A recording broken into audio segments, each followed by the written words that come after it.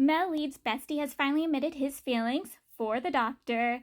Now, when she was first introduced, I thought she was going to have her own gay romance storyline. Like, I thought she was going to have her own romance storyline, but I thought she was going to get with a girl and not a guy. But when I started seeing those two interact, I realized I was wrong. I can admit when I'm wrong. I know when to admit when I'm wrong about my ideas and theories and stories, because usually, honestly, I'm always wrong. But like when they started interacting with each other, I knew they were gonna get together. I knew it. And he's finally admitted to the Mel Lead his feelings for her. And he tells the Mel Lead he's willing to give up his position, his status, everything to be with her, because he finds out she's going to be the head of her family, or she is the head of her family.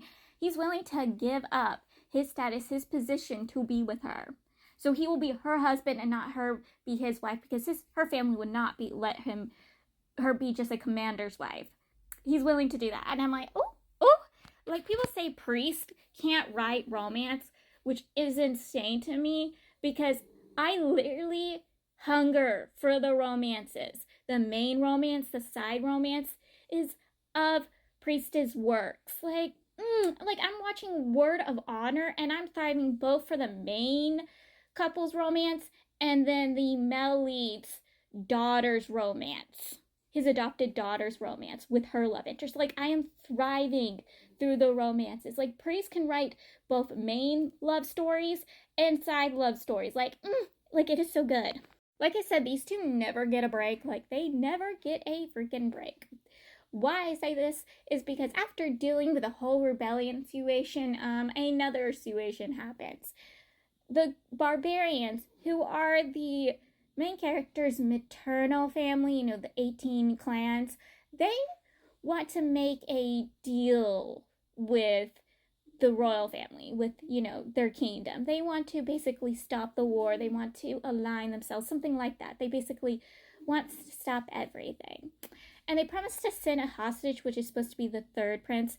And the Mel Lead is no surprise. Suspicious, especially when rumors are going around that the second prince has the first prince and the actual leader house arrested. Seriously, house arrested. And so they think this is something up to not good. Like, not good. Which they were not wrong. Because when they arrived to the banquet, the main character, he has a cold, so he didn't go to the banquet. But when the, Evo of the Barbarians arrived, the third prince didn't look well. He didn't seem well. And they make sure that the main character had no choice but to arrive to the banquet. Like, they gave him no choice to arrive. They had full-on plans to trick the main character. And when he arrives and comes face to face with the third prince of the Barbarians, he finds out the person has the same disease as him. This person is literally exactly like him, except this person was destroyed by the poison, by the disease. Literally destroyed him. And they were hoping to sacrifice the third prince to the main character and reveal the main character's, curse, and use the main character, because they turn into puppets. Whoever, has the curse is literally a puppet to the person's whims. They were hoping to turn him into a puppet and sacrifice the third prince to him. It is a mess. There's also a corrupt official working with the Barbarians. He fears, with all the things that's going good for the main character, and if the main character gets the throne after the emperor, goes down off the throne or dies, he will be in trouble. Like, the main character will go through for his throne.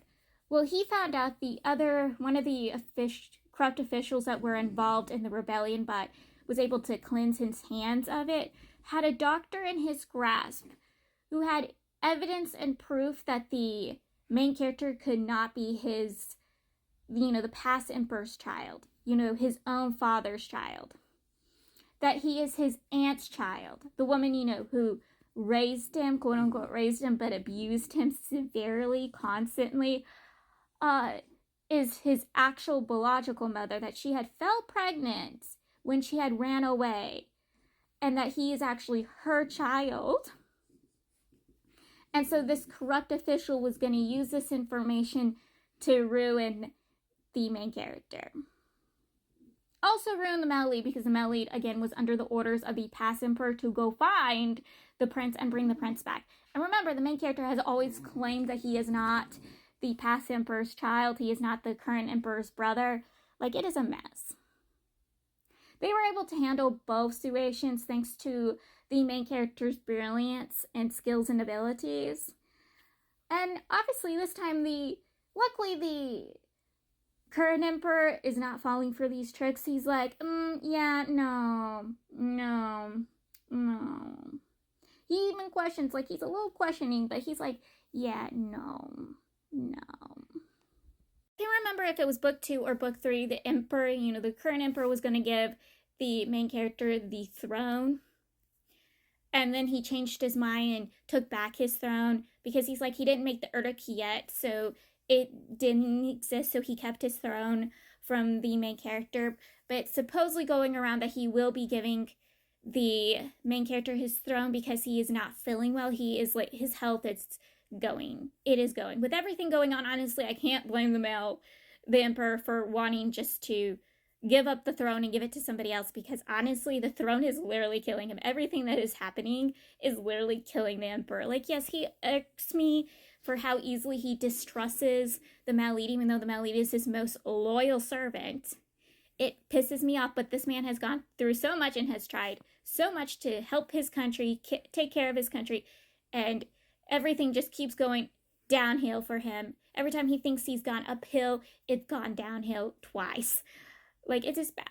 So I can't blame him for wanting to give up the throne. He seems to be kind of dying, or his health is not good enough to be running a country anymore.